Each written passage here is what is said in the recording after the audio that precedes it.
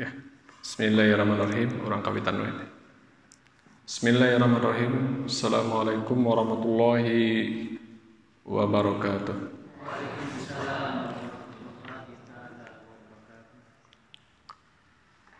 Innal hamdalillah nahmaduhu wa nasta'inuhu wa nastaghfiruh wa na'udzu billahi min shururi anfusina wa min sayyiati a'malina. May yahdihillahu fala mudilla lahu wa may yudlil fala hadiya lahu.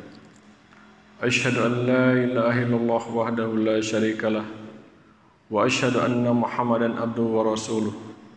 Usikum nafsi wa iyyakum bittaqwallahi wa ta'atihi la'allakum turhamun. Hasu qala tabaraka ta'ala fi kitabil karim. A'udzu billahi minasy syaithanir rajim. Ya ayyuhalladzina amanu taqullaha haqqa tuqatih wa la tamutunna illa wa antum muslimun.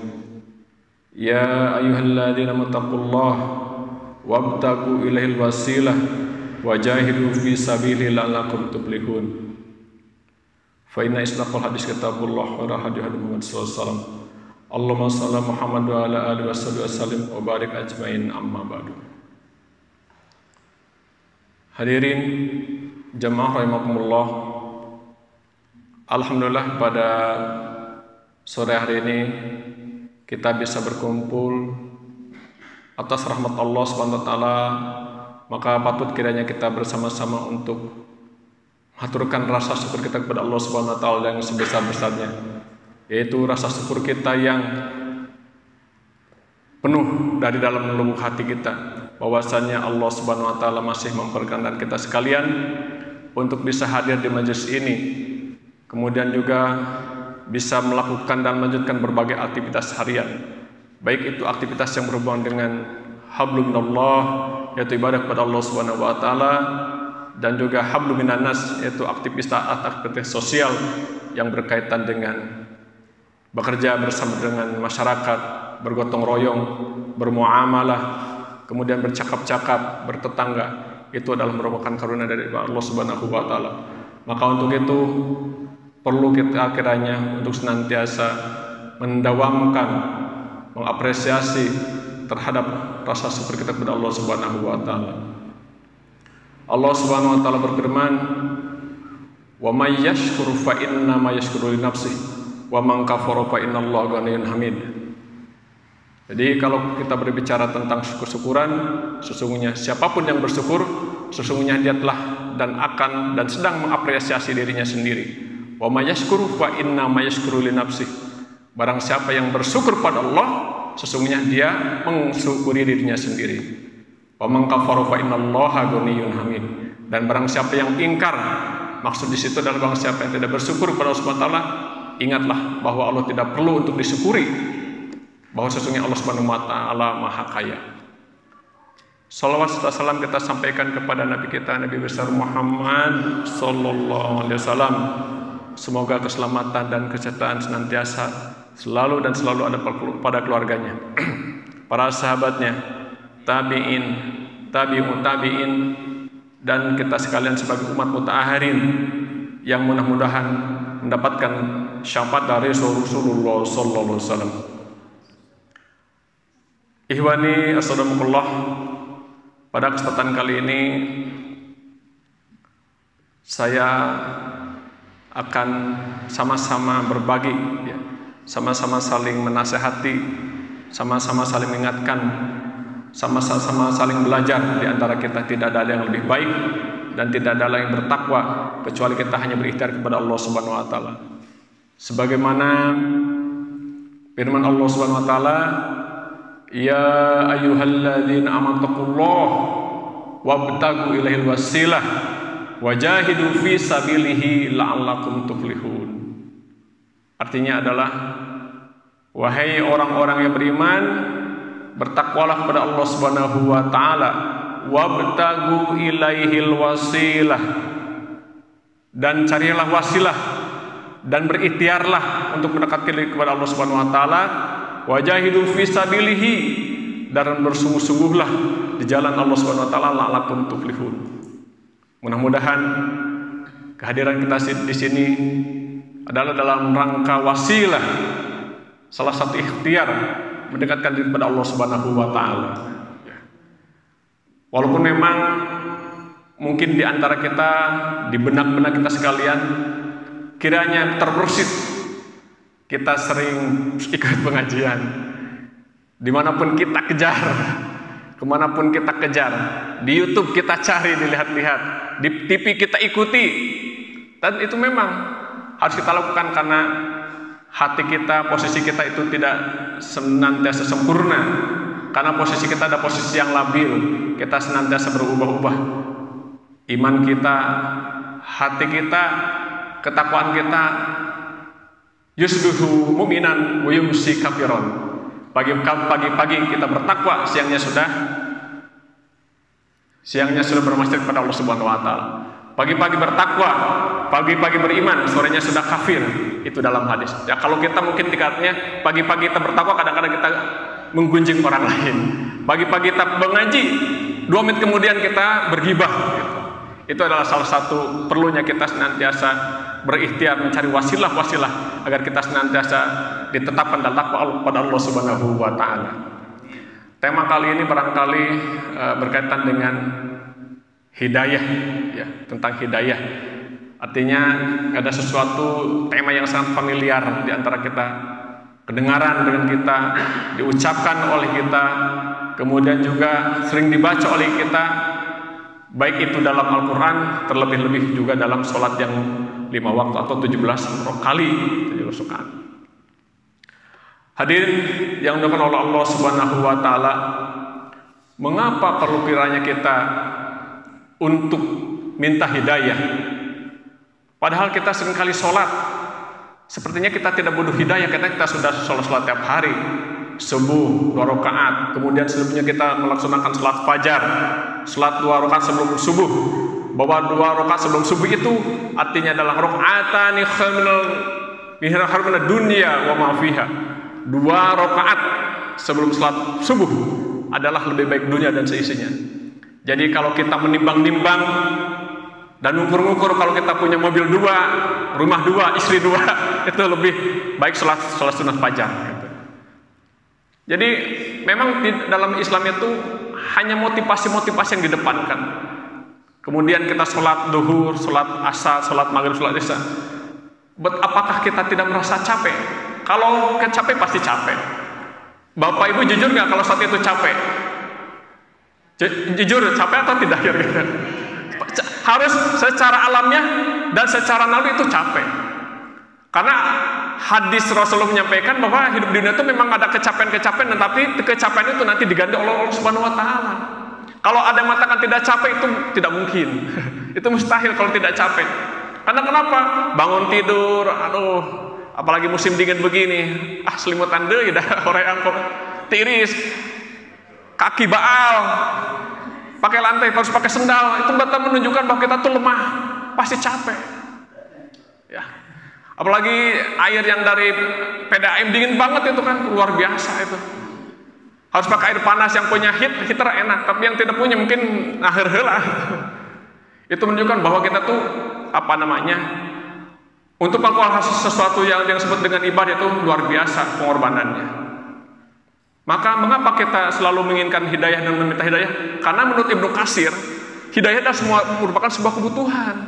Kata Imam Ibnu Katsir, hidayah itu merupakan kebutuhan.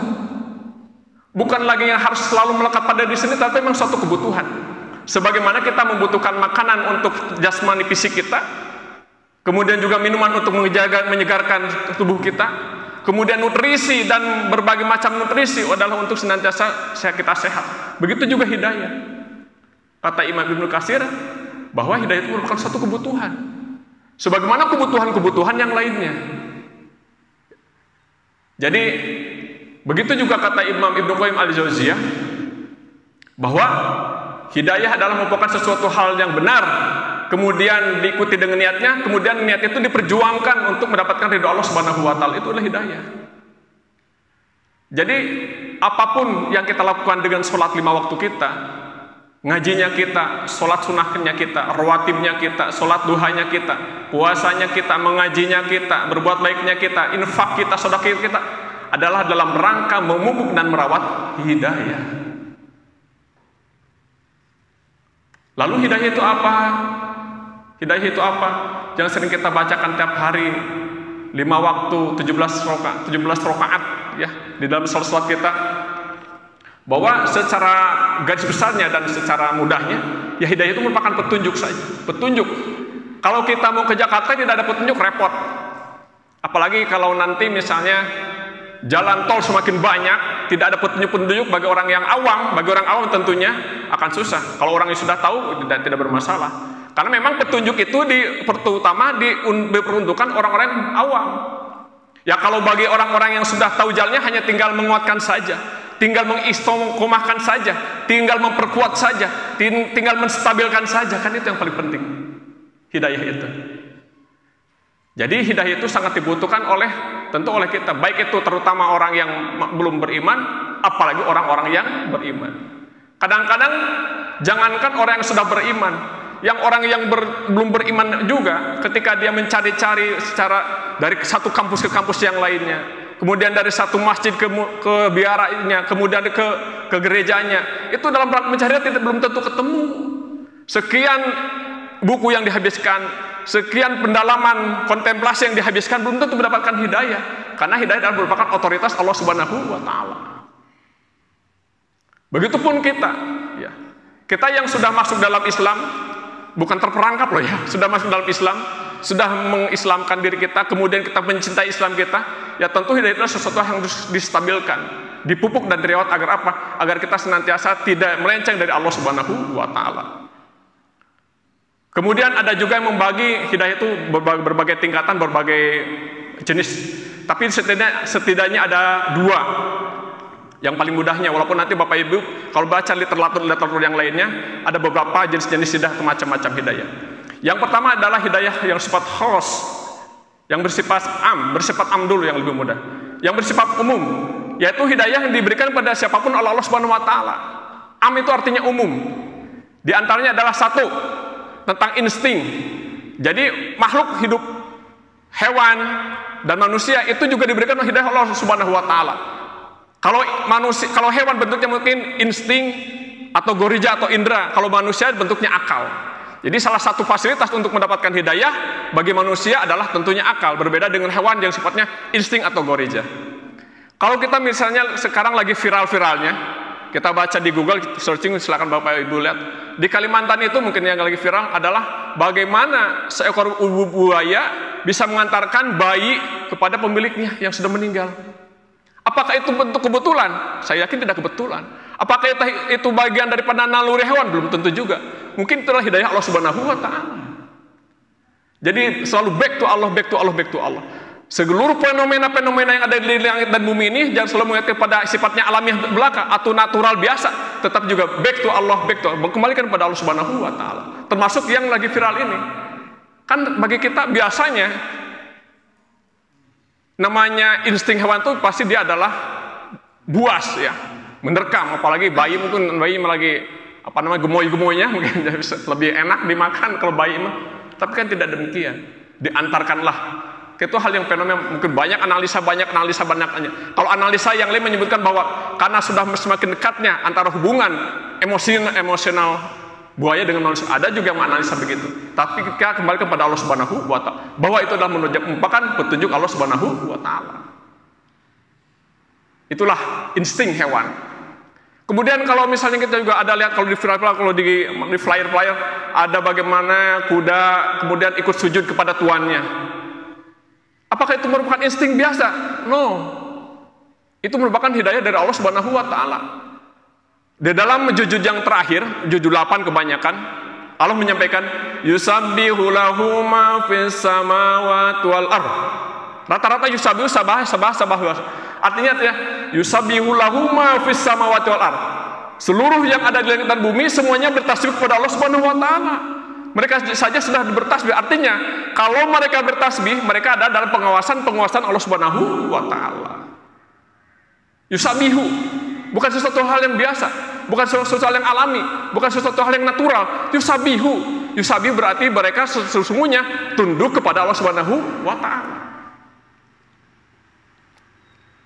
Apalagi ini yang bersifat dengan hidayah, bisa jadi itu. Sudah mayusabihu, tentu korelasinya adalah hidayah. Jadi Allah menciptakan sesuatu tidak atas nama kebatilan, ya. Ma khalaqta hadza batil, tidak ada sesuatu yang sia-sia. Tidak ada sesuatu yang sia-sia, tidak ada sesuatu yang mubah, tidak ada sesuatu yang tidak berguna. Semuanya ciptaan Allah adalah berguna. Bahkan sampai nyamuk pun yang sangat mengganggu kita adalah berguna, sehingga diciptakanlah obat nyamuk. Walaupun itu bagi kita adalah sangat mengganggu, bahkan bikin demam berdarah, gitu. Kemudian menyebabkan kematian. Tetapi pada dasarnya adalah kata dasarnya, kata pentingnya, kata utamanya, kuncinya adalah ma khalaqta hadza batila. Allah tidaklah menciptakan sesuatu dalam keadaan mubah, tidak dalam keadaan sia-sia, tidak dalam keadaan batil. Semuanya ada manfaatnya. Dianalisa dari berbagai disiplin ilmu, biologinya, kesehatannya, sosialnya, agamanya, sangat multitafsir, multidisiplin yang bisa mengkaji hal itu. Termasuk adalah hidayah. Kemudian juga kita melihat, ya, mungkin yang pernah lihat viral bagaimana ada seekor burung dara di Masjidil Haram, terus gitu terus. Sujud terus. Ya mungkin orang biasa biasa, mungkin itu hal yang biasa. Tapi dia wallahu alam. Kalau saya atau mungkin orang yang sensitivitasnya tinggi terhadap keagamaan, mungkin dia sedang bersujud sebenarnya. Sedang mengagungkan Allah Subhanahu wa taala. Ya. Kemudian juga di antaranya kalau bapak-bapak yang punya mungkin pernah mendengar burung beo kemudian dibacakan pada beberapa ayat yang diulang-ulang kemudian dia ngikuti. Bukan hal yang natural biasa. Itu mungkin adalah bagian daripada rangkaian hidayah Allah SWT pada makhluknya. Hidayah dan hidayah. Ya. Jadi jika kita melihat sekali lagi, melihat fenomena-fenomena alam yang ada di muka bumi ini, jangan dianggap sebagai satu estetika biasa. Aduh, indah ya, indah banget. Tetapi jarang kita mau memaknai daripada hati yang lubuk daripada dalam, bahwa itu adalah kekuasaan Allah Subhanahu wa taala. Kita ke Ciwidey, enak ya, indah banget. Tidak tahu bahwa itu adalah ada ciptaan Allah Subhanahu wa taala. Burung atau mungkin kita punya kucing di rumah, kucing Anggora atau kucing apapun, dengan begitu mahalnya, begitu indahnya, begitu cantiknya, tidak tahu bahwa itu adalah ciptaan Allah Subhanahu wa taala. Ya. Kemudian yang kedua adalah bentuknya akal. Jelas manusia diberikan kemampuan untuk berakal, untuk menganalisa, kognisinya untuk berpikir, kognisinya untuk mencermati, untuk memperhitungkan, untuk mempertimbangkan. Itu adalah ranahnya akal. Oh, ini benar. Oh, kalau saya jalan ke sini, saya pasti jatuh. Kalau saya jalan ke sini, pasti saya lebih cepat atau lebih lambat. Kalau saya pakai kereta lebih cepat, kalau saya pakai motor lebih lambat. Itu adalah salah satu perangkat-perangkat yang diberikan Allah Subhanahu wa taala untuk berpikir, mempertimbangkan, menganalisa sesuatu dengan baik. Ya. Itu adalah akal, kemampuan akal. Tapi tentu akal yang baik adalah akal yang senantiasa didampingi dengan wahyu dan wahyu. Tetapi setidaknya perangkat ini menjadikan kita untuk berpikir lebih matang. Allah Subhanahu wa taala berfirman di dalam surat Al-Kahfi, ayatnya ayat yang kurang lebih di tengah ya. Walaqad sarafna fi hadzal qur'ani min kulli masal wa kana al-insanu aktsaru shay'in jadala, begitu bunyinya. Jadi sebenarnya Allah telah menunjukkan perumpamaan-perumpamaan di dalam Al-Quran. Begitu juga di dunia, ada fenomena gempa bumi, ada fenomena berbagai macam fenomena yang ada, hujan, matahari terbit, tenggelam. Walaupun sorotna fi hadzal Quran, kata Subhanahu wa taala, kami telah memberikan perumpamaan-perumpamaan, metamorfosa, percontohan, permisalan bagi manusia, tetapi wakanal insanu aktsar jahil, tetapi manusia kebanyakan adalah menolak. Ya seperti saya sampaikan tadi, ketika kita ke Ciwidey misalnya, ada tumbuh-tumbuhan teh yang begitu menyejukkan mata. Apakah itu dipandang hanya sebelah mata, kemudian itu hanya estetika biasa? Tumbuhan teh biasa yang kemudian yang dia tiap hari oleh petani diambil pucuk-pucuknya, kemudian Anda hanya menghiraukan gitu saja. Tidak. Itu adalah perumpamaan, permisalan dari Allah Subhanahu wa taala untuk dihadirkan logika kita bahwa itu adalah keindahan yang luar biasa. Tidak bisa manusia menciptakan hal itu. Ada bunga yang berwarna-warni, merah, kuning, hijau. Mana mungkin manusia bisa menciptakannya? Kemudian Anda menyiramnya, merawatnya, memupuknya, kemudian sehingga menjadi tumbuhan yang baik. Mengapa Anda tidak kemudian mengucapkan kemudian subhanallah, maha suci Allah yang telah menciptakan hal ini? Itu adalah akal kemudian kita mempertimbangkan, mencermati. Tidak mungkin ini jadi dengan tumbuh sendirinya. Ini adalah merupakan bagaimana manusia bisa mencermati ini sebagai bentuk hidayah, sebagai wasilah, sebagai sarana untuk mendekatkan kepada Allah Subhanahu wa taala. Akal dan akal. Ya, laqad khalaqnal insana fi ahsani taqwim. Kesempurnaan diri kita, baik itu softwarenya, hardware itu bentuknya seperti kita ya. Nah, akal itu merupakan software kita. Kalau hardware kita ada tangan, ada kepala, ada mata, ada kaki, softwarenya adalah hati kita. Baik buruknya, indahnya, jeleknya fisik kita, sempurna atau tidak sempurnanya, itu sangat dipengaruhi oleh softwarenya. Kalau softwarenya nggak ada, buat apa? Kecantikan, keindahan, keburukan, molek, tidak ada artinya. Akallah yang menjadikan dia bisa jadi berharga dan berguna. Ada orang yang fisiknya kemudian, subhanallah, matanya tidak bisa melihat, tetapi softwarenya bisa menghafalkan Al-Quran. Tidak bisa membaca. Bapak, Ibu kebayang, orang tidak bisa membaca, tetapi dia membacanya dengan braille. Lebih susah ngapalinnya, lebih susah ngajakarnya.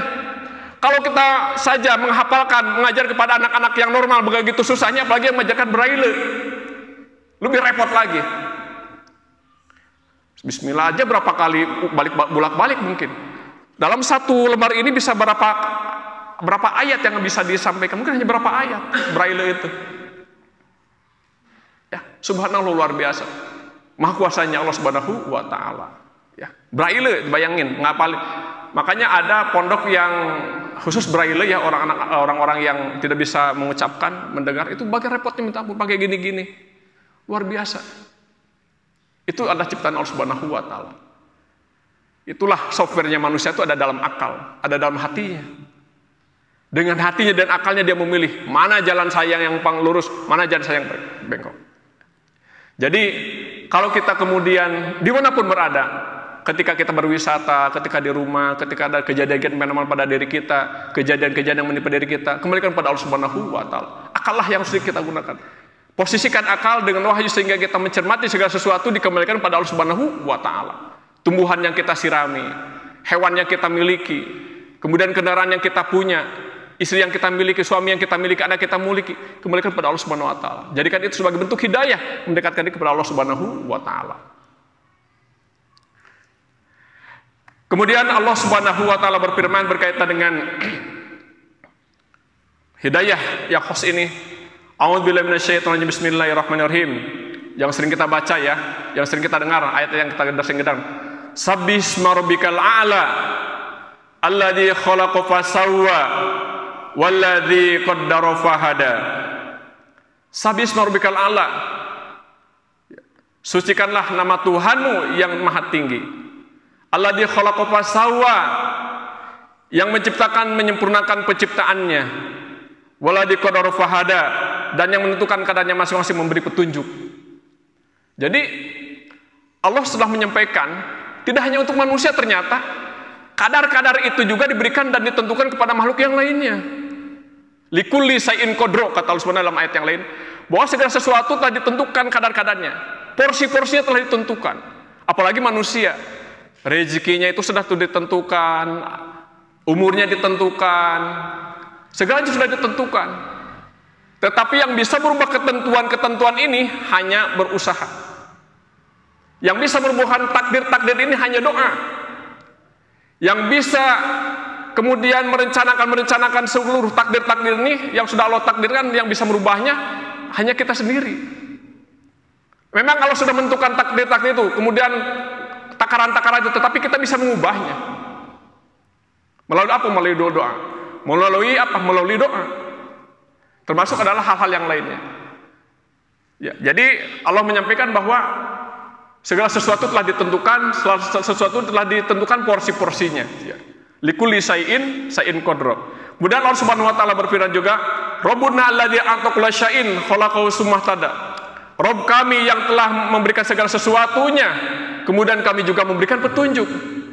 Jadi yakinilah bahwa hidayah petunjuk itu tidak hanya melekat pada diri manusia belaka, apalagi orang Islam, tetapi juga hewan yang lainnya, makhluk yang lain juga melekat pada dirinya adalah hidayah. Yang tadi itu ada hidayah yang sifatnya insting, yang sifatnya insting. Kalau dalam hewan sebutnya insting. Maka mungkin kalau kita punya punya hewan, punya peliharaan, maka berikanlah kebaikan-kebaikan pada dirinya. Kalau kita misalkan ngasih makan, mulai dengan bismillah. Kalau Bapak Ibu punya akuarium, ucapkanlah bismillah. Biasa saja, nggak usah pakai bismillah belakang. Jangan, itu karena makhluk Allah Subhanahu wa taala. Kenapa saya? Karena di rumah saya punya akuarium. Bismillah aja kasih. Kenapa tidak untuk kebaikan dirinya juga kebaikan untuk kita sendiri. Kasih bismillah. Bapak Ibu punya kucing pasti ya, yang sebagian rumah kasih bismillah. Awal dengan bismillah. Punya ayam, tandai dengan bismillah. Ya. Jadi sampai hubungan-hubungan kita, hubungan yang dengan makhluk yang lain, apapun bentuknya, ada hubungan emosional atau tidak, berikan bismillah. Kadang-kadang ada orang yang mati kucingnya sampai dikuburkan segala, padahal cukup dibuang ya misalnya. Atau mungkin yang ada yang sampai menangis-nangis, mungkin ada hubungan emosional. Tetapi itulah bahwa Allah Subhanahu wa taala menciptakan manusia dengan makhluk yang lainnya juga tidak bisa dipisahkan ya. Mungkin kecintaan kita adalah salah satu, dan tadi bentuk, atau hewan juga sayang sama kita, bentuk juga daripada hidayah Allah Subhanahu wa taala.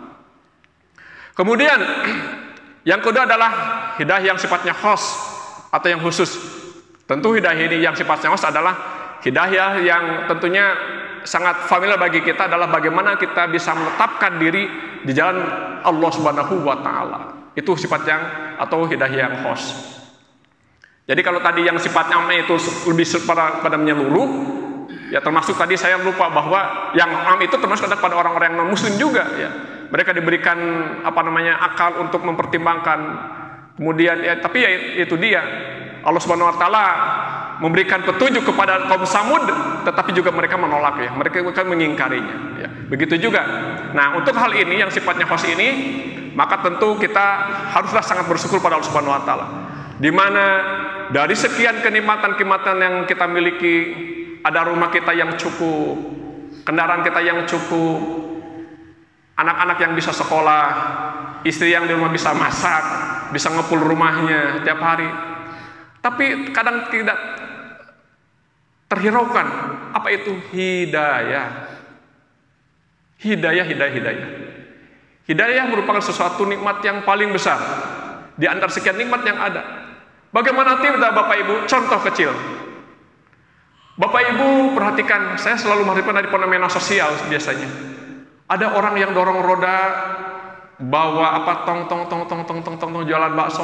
Padahal kita sedang sholat. Betapa nikmatnya kita sholat, mereka mah sedang jualan.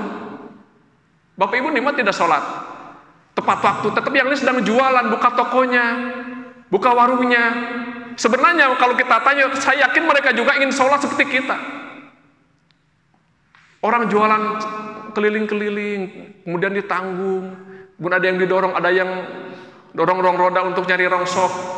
Kalau Bapak Ibu tanya, saya yakin akan lebih memilih yang normalnya. Sholat bisa bareng berjamaah, bisa ngaji, anak-anak bisa terpantau di rumah. Kalau di rumah kan, kalau yang orang dagang keliling-keliling begitu, bagaimana memantau anaknya di rumah? Bisa ngajarin ngaji, bisa ngajarin anak istri, bisa ngajak sholat. Betapa hidayah itu sangat luar biasa. Jangan hanya dari segi fisik bahwa kita punya kecukupan, tetapi hidayah itu yang paling berharga. Bukan kita punya rumah, punya istri yang baik, punya segalanya, bukan kenal punya. Hidayah.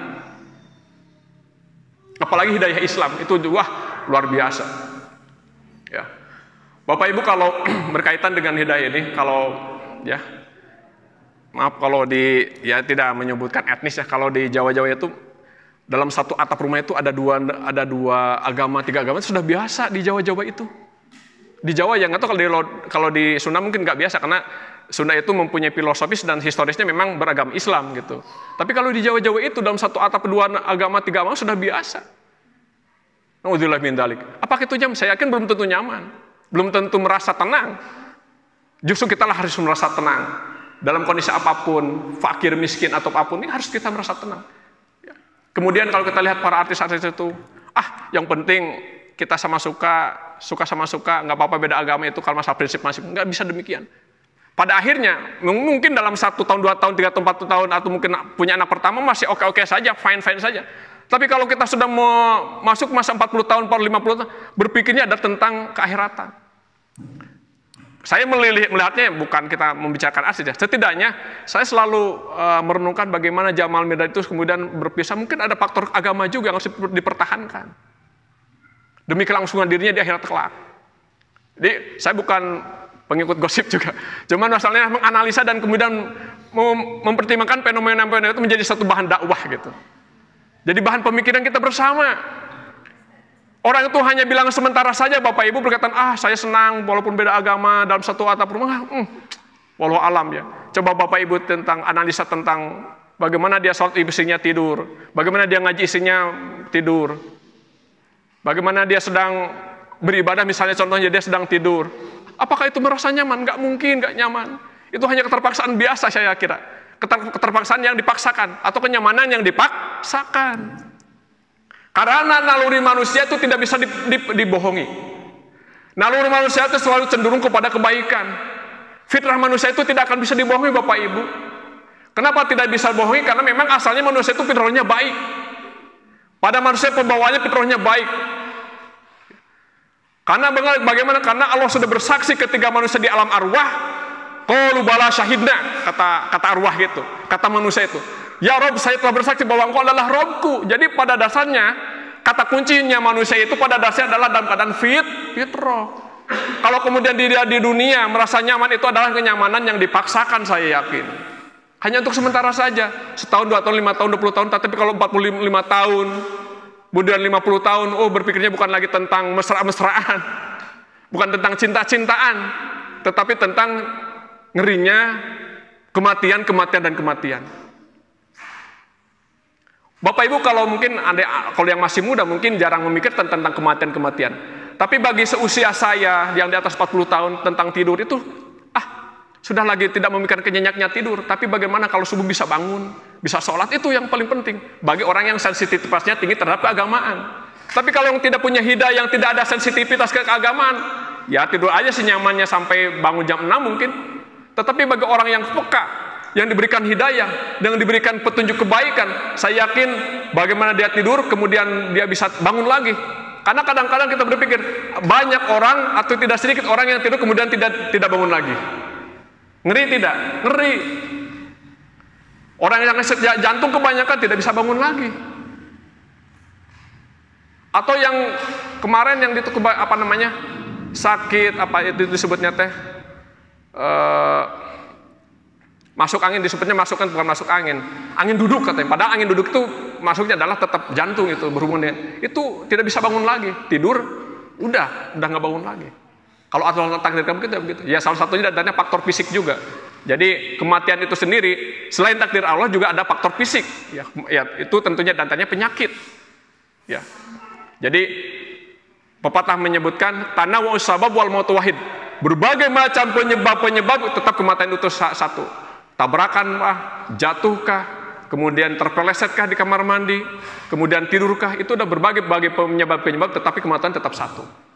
Jadi yang dipikirkan pada usia-usia kita, mungkin saya yakin Bapak Ibu-ibu yang usia 40 tahun memikirkan tentang kematian. Kalau kita sekarang mendengar ya, ada orang-orang yang meninggal 70 tahun, 80 tahun, wah nggak apa-apa dah, itu mah sudah wajar lah, sudah meninggal 70 tahun. Belum tentu kita sampai 70 tahun. Kita berpikirnya enak banget. Ada orang meninggal 80 tahun, wajar, cuma sudah mungkin udah waktunya, udah apalagi banyak sakit-sakit. Kita nyampe nggak ke 80 tahun? Belum tentu. Ada orang meninggal, padahal kita usianya masih jauh, misalnya terpaut 10 tahun, atau terpaut 5 tahun, belum tentu kita mah. Saya juga kadang-kadang memikirkan begitu. Kenapa? Karena fenomena-fenomena penyakit itu sekarang tidak hanya orang tua, orang anak-anak muda pun banyak yang sakit jantung, sakit diabetes, sakit berbagai macam yang memang itu adalah faktor-faktor ada genetik, kemudian berbagai macam fenomena kehidupan yang kemudian mempengaruhi pola hidup dan pola makan kemudian menjadi penyakit. Ada orang meninggal di usia 40 tahun, ada sedang bergojek, ada macam-macam kan. Jadi kalau kita ada mendengar ada orang meninggal usia 80 tahun, ya Allah mudah-mudahan saya sampai ke usia 80 tahun. Karena kalau kita berharap kepada usia yang lebih tua, kemudian berharap kepada kebaikannya, maka juga kebaikannya semakin banyak.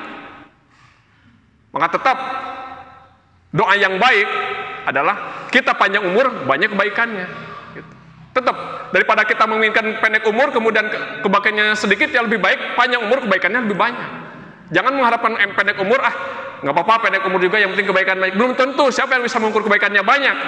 Tetapi kalau usianya panjang, kemudian kebaikan banyak, itu bisa yakin lebih banyak. Tentu juga sangat sinkron. Umurnya panjang, kejelekannya banyak, ya juga kemaksiatannya banyak, itu juga kerugian yang nyata gitu. Bukan. Ya, itulah Bapak sekalian yang dirahmati Allah Subhanahu wa taala. Maka perlu kita nanamkan kesadaran dalam diri kita bahwa hidayah adalah merupakan rahmat anugerah terbesar di antara sekian nikmat-nikmat yang ada. Maka bagaimana kemudian kita bisa bisa mengapresiasi hidayah-hidayah yang telah Allah berikan kepada kita? Tidak lain yang tidak bukan adalah kita senantiasa untuk mendekatkan diri kepada Allah Subhanahu wa taala. Kemudian jika kita lihat kepada sejarah-sejarah masa lalu, ya, yang bisa menjadikan ibroh untuk kita sekalian, diantaranya bahwa kita orang yang biasa, bukan seorang alim, orang yang berilmu, bukan seorang ustadz, bukan seorang ulama, bukan seorang hafidz Quran, bukan seorang tokoh-tokoh agama.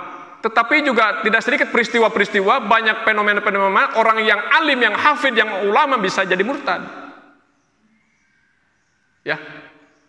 Jadi persoalan-persoalan adalah merupakan otoritas Allah Subhanahu wa taala. Memang hak prerogatif Allah Subhanahu wa taala, tetapi tentu bagaimana kita bisa menjaga, merawat hidayah yang ada dalam diri kita itu dengan baik. Jangan disia-siakan ini sebagai yang penting salat aja. Belum tahu bahwa sesungguhnya salat itu merupakan adalah bagian daripada hidayah itu sendiri. Ya. Dikisahkan bahwa mungkin sudah sangat familiar di antara beberapa kisah orang alim yang murtad di zamannya. Misalnya di zaman Nabi Musa tentang Bal'am bin Ba'uro. Ya. Bagaimana dia dikisahkan sebagai ulamanya pada zaman Nabi Musa, atau orang ahli ilmunya di zaman Nabi Musa. Kebayang dong, seorang alim bukan orang biasa. Jangankan orang biasa, misalnya di dalam fenomena masyarakat tersendiri, orang biasa saja, bukan ahli ilmu, bukan tokoh, orang biasa kemudian samar-samar, lamat-lamat kita kedar, dia kemarin sudah masuk loh ke gereja. Na'udzubillah min dzalik. Itu orang biasa, pasti kita tercengang, kaget. Kalau ini adalah seorang ulama alim di zaman Nabi Musa, apalagi itu luar biasa. Mungkin orang sangat kaget, ini ulama yang sudah diberikan Allah petunjuk, dikaruniakan berbagai banyak ilmu. Kan namanya ulama itu adalah diambil dari kata alima ya'lamu, alim, orang yang diberikan ilmu, orang yang diberikan pemahaman, baik itu pemahaman din tentunya, juga pemahaman tentang hal yang lainnya. Bapak Ibu sekalian, saya sedikit keluar dari topik ini. Kalau kita berbicara tentang ulama dan alim, betapa luar biasanya Bapak Ibu. Misalnya Imam Syafi'i aja, atau yang sekarang misalnya Ustadz Gus Baha, itu Bapak Ibu jangan menyepelekan. Di samping mereka itu pemahaman agamanya tinggi, jangan salah, pemahaman tentang astronomi hitungan, pemahaman tentang matematika, pemahaman tentang ilmu waris itu luar biasa. Jadi yang dimaksud ulama jangan dikira bahwa mereka tentang agama sholat dan sholat, tidak. Tentang matematikanya jago. Bapak Ibu bisa nggak sekarang menghitung tentang ilmu waris? Belum tentu bisa kan? Tapi para ulama zaman dulu, Imam Syafi'i misalnya jago, menghitung zakat jago, bisa ya. Kalau kita mungkin tentang sholat saja belum paham atau belum kelar, belum sempurna, tapi mereka tentang ilmu waris jago, hitungan bintang-bintang, hitungan menghitung bulan jago. Luar biasa. Jadi kalau Bapak Ibu terbersit kata-kata ulama pada zaman dulu, ingatlah kemampuan mereka tidak hanya sisi-sisi ilmu idin semata, tetapi ilmu-ilmu yang lainnya juga jago. Ilmu mantik, ilmu balaghah, ilmu bahasa, ilmu metamorfosa itu jago aja. Jadi ingatlah pemahaman kita jika mendengar kata-kata ulama, apalagi ulama-ulama zaman dulu, jangan dikira pemahaman mereka pemahaman tentang agama dan agama, tetapi ilmu-ilmu umumnya mereka jago. Bapak Ibu contoh lihat yang saya ikuti tentang misalnya Gus Baha yang dari Jawa Timur, itu ilmu warisnya jago. Bahkan kan ilmu waris juga menggunakan hitungan, Bapak Ibu. Ilmu jagat juga menggunakan hitungan. Tidak kalau orang yang biasa-biasanya ilmu agama kan begini. Mohon maaf. Ada orang yang pandai ilmu agama itu belum tentu matematikanya jago. Belum tentu loh. Ada orang yang pandai agama belum tentu ilmu warisnya jago. Karena ini menggunakan logika-logika hitungan. Zakat, kemudian hitungan hari, itu kan ada ilmu ilmu falak ya, ilmu falak itu juga para ulama yang gitu. Ya, itu sedikit ya. Apalagi kalau dari sekarang yang dikatakan alimnya ulama di zaman Nabi Musa, kemudian apa? Kemudian mereka ulama Balaam ini dia murtad dari agamanya Nabi Musa. Atau murtad dari agamanya sendiri, murtad dari keulamaannya. Bagaimana? Jadi ketika Nabi Musa ini safarlah katakanlah dakwah, sampailah ke daerahnya Balaam. Tentu di daerah Balaam juga ada seorang penguasa ya, disebutnya kalau di dalam sejarah disebutnya Kan'aniyun ya, kaum Kan'aniyun. Nah, Kan'aniyun itu berujar. Dia membujuk Balaam agar apa? Agar Nabi Musa itu jangan sampai datang ke sukunya Kan'aniyun. Kenapa?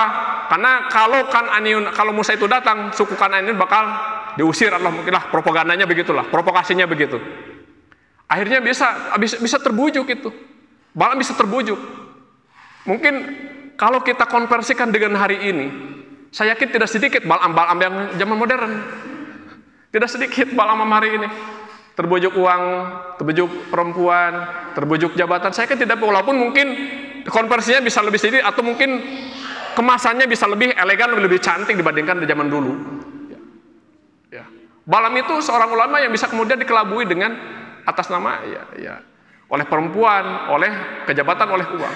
Dibujuk, akhirnya sudahlah. Akhirnya Balaam keluar dari agamanya. Akhirnya yang tadinya menjadi corongnya ulamanya di zaman Nabi Musa, akhirnya dia berbalik kepada agamanya sendiri. Akhirnya Balaam itu memprovokasi warganya agar apa? Agar Musa tidak datang. Caranya dengan bagaimana? Dengan keji, sangat keji. Sama hari ini juga Bapak Ibu, fenomena yang dulu terjadi itu bisa digunakan tekniknya pada zaman hari ini. Balaam menggunakan apa? Balaam menggunakan perempuan. Jadi namanya perempuan Bapak Ibu, siapa yang tidak sangat fitrah ya, manusia itu apalagi yang hatinya lagi abu-abu, hatinya jadi banyak keinginan, ingin itu, wah susah untuk dikenalikan. Tentu akhirnya wanita jadi pilihannya. Wanita kemudian jadi umpannya. Akhirnya Bani Israel sebagian ada yang kemudian tergoda oleh perzinahan yang dimotori oleh Balaam. Akhirnya ketika Nabi Musa Balaam itu disuruh untuk bertobat, ya tidak bisa. Akhirnya dicabutlah keilmuannya, dicabutlah barokahnya, karena dia telah Karena dia telah murtad dari agamanya sendiri. Ya. Itu adalah satu fenomena yang bisa jadi terulang pada masa sekarang. Orang dengan uang kan tidak sedikit, walaupun mungkin masih masih simpang siur ceritanya, tetapi sebagian merepresentasikan bahwa di bagian dihancur Cicugenang itu juga bagian daripada orang yang sudah sebagian murtad, kan begitu. Betul Pak ya, yang kemarin daerah gempa di Cicugenang itu. Banyak kan sebagian yang murtad itu. Kenapa? Saya sendiri punya teman yang orang Cianjur, Pak, karena Sarimi, karena itu. Memang bukan satu, kata saya, apa mungkin sih orang masuk agama tertentu karena Sarimi? Bisa betul, Pak. Saya mendengar sendiri dari teman saya yang orang Cianjur.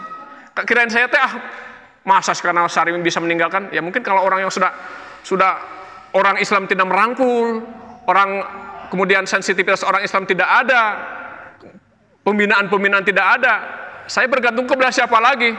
Orang mencuekkan diri saya ketika tidak punya, ya udahlah, saya memutuskan. Bisa begitu orang itu, bisa memutuskan segitu. Udah gelap. Kalau orang sudah tidak punya apa-apa, akhirnya gelap, imannya gelap, buta akhirnya, buta mata, buta hati akhirnya, pindahlah dia. Jadi fenomena-fenomena itu bukan hanya dulu, sekarang juga banyak. Tidak sedikit kan kemudian banyak orang ingin menikah dengan orang yang orang luar, kemudian yang agamanya juga masih dipermasalahkan, kan tidak sedikit ingin cari gengsi, kan tidak inginnya memperbaiki keturunan. Naudzubillah min dzalik. Ingin memperbaiki keturunan dengan pindah agama, naudzubillah min dzalik, naudzubillah. Insyaallah. Ingin lebih tinggi, lebih kaya, lebih putih. Naudzubillah min dzalik, ya. Jadi hal itu bisa terjadi ya pada fenomena hari ini. Idola-idola mengidolakan seseorang. Jadi banyak situasi yang kemudian orang terpantik, yang kemudian orang terpancing karena situasi dan suasana dengan pergaulan di masyarakat, pergaulan di kampus-kampus, orang kemudian tertarik dengan yang lain, dengan pemikiran. Saya sendiri dulu, mohon maaf, saya dulu di IAIN ya. Dulu saya ikut sastra Inggris. Kalau kajian-kajian sastra Inggris itu adalah kajian-kajian yang sifatnya filosofis, yang kajian sifatnya filsafat. Orang kan kemudian dari daerah-daerah seperti di Garut, dari Tasik yang datang kemudian ini kajian filsafat ini kan keren. Tapi tidak tahu kalau keren itu menjebak. Akhirnya kadang-kadang jadi tidak sholat. Karena pemikiran-pemikiran itu, pemikiran para filsafat. Jadi kalau orang sudah asyik, sudah nyaman, sudah cinta kepada filsafat, akhirnya begitu. Itu saja dengan pemikiran yang akademis. Apalagi yang ini yang sifatnya non-akademis, yang sifatnya mungkin sudah berkaitan dengan agama. Pemikiran saja sudah begitu Bapak Ibu. Apalagi agama. Jadi orang bisa terpelesetkan, orang jadi tidak bisa sholat. Nggak apa-apa, yang penting menghadirkan diri saja, nggak usah sholat. Seperti sekarang namanya agnostik. Agnostik itu percaya Tuhan tetapi tidak ada pengamalan.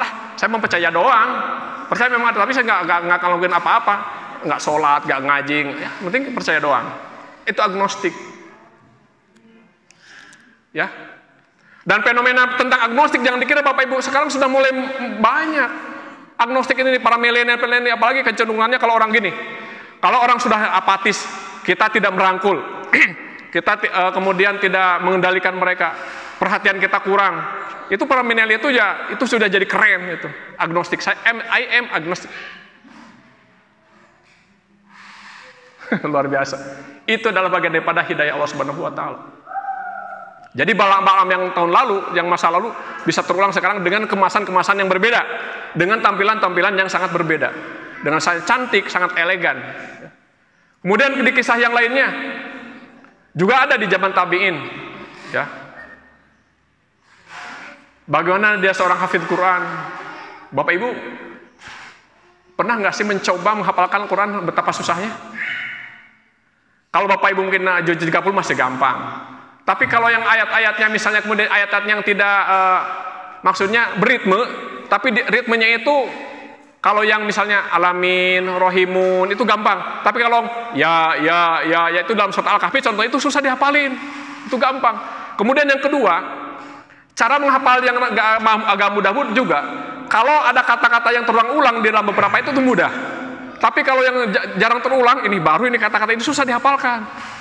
Itu ya fenomena hafidz Quran itu begitu. Makanya kalau orang yang menghafal Quran sepertinya orang yang membuang-buang waktu loh. Karena kenapa? Karena menghafal Quran itu tidak gampang Bapak Ibu. Susahnya minta ampun. Susahnya minta ampun. Kenapa? Kalau menghafal itu gampang, tetapi yang susahnya adalah menjaganya. Susah itu menjaganya. Kalau menghafalkan, sekarang Bapak Ibu coba hafalkan 1 jam. Coba dicek, coba dianalisa, coba sekali-kali buat eksperimen. Kemudian hafal, kemudian setelah hafal, aduh lupa lagi nanti. Apalagi usia-usia yang sekarang yang kita ya sudah rentan ya, sudah di atas 40 agak repot. Ini seorang hafidz Quran, seorang hafidz, seorang alim di zaman tabi'in, kemudian ketika berkecamuk perang dengan Romawi, kemudian kaum muslimin itu sedang mengelempung, menginfiltrasi, bermanuver untuk mengepung musuh. Lagi-lagi wanita yang menjadi godanya. Wanita Nasrani, cakep, putih, jangkung, semampai, semeter tidak sampai, yang menjadi udah tergoda.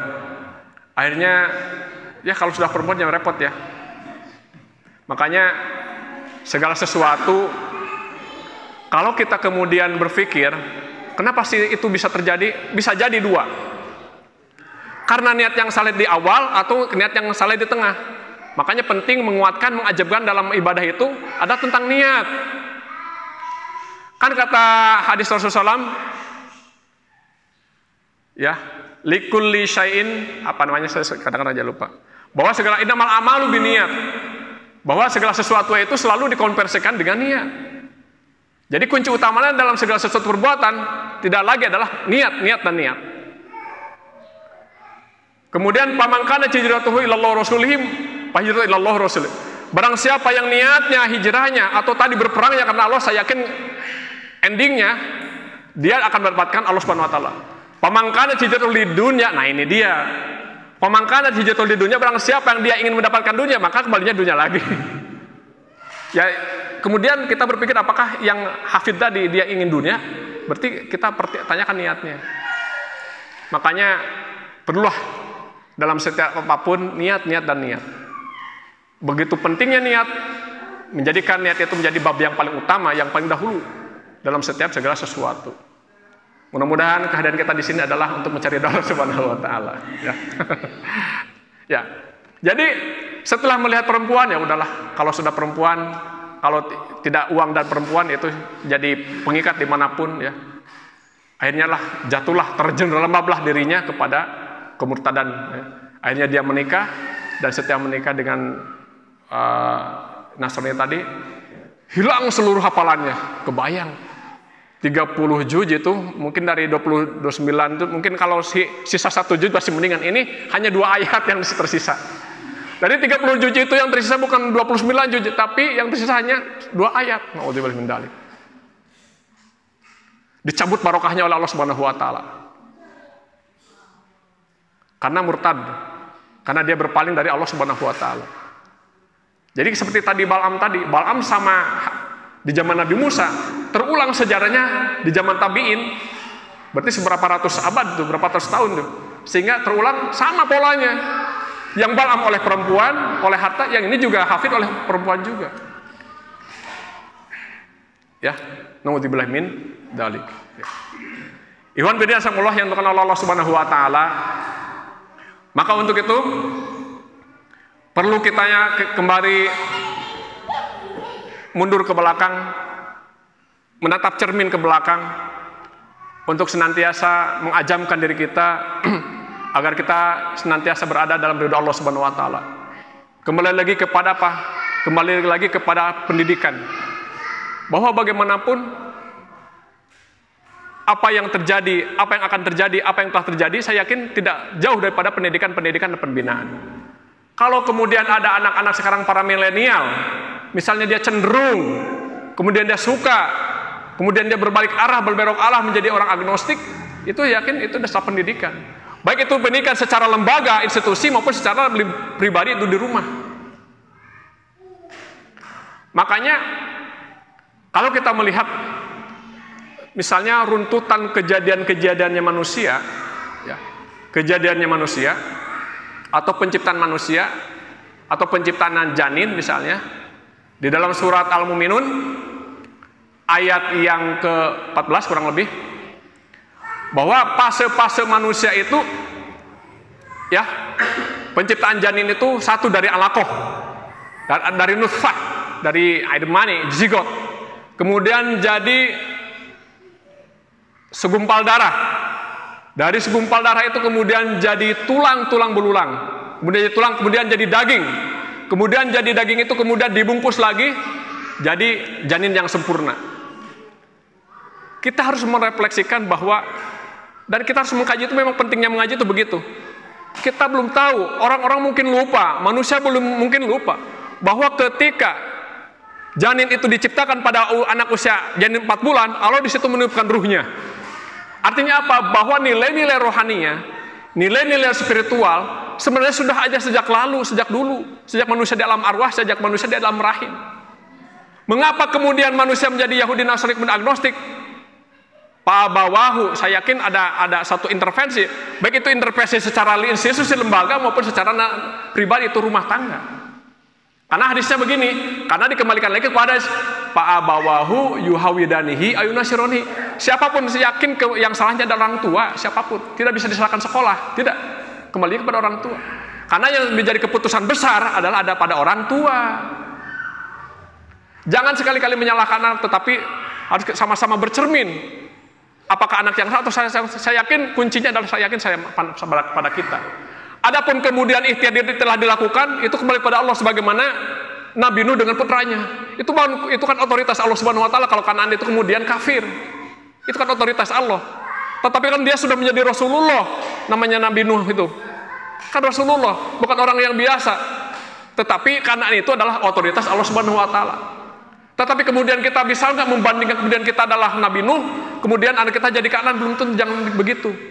Tetap berikhtiar, berusaha, pendidikan yang baik, ngaji yang baik, kemudian program-program yang baik, doa-doa yang, saya yakin begitu. Jangan kita membandingkan atau memortamusikan dengan Nabi Nuh, jangan. Itu terlalu jauh dan terlalu jauh.